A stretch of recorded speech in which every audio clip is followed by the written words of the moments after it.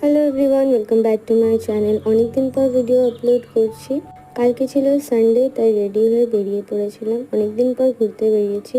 চলে গেছিলাম বত্তির বিল। জায়গাটা খুব সুন্দর, কিন্তু রাস্তার অবস্থা খুবই খারাপ এই ওয়েদারের জন্য। জায়গাটা অড রুটে হলেও অনেকে ছিল সে সময়। সবাই videos and reels and photoshoot করছিল।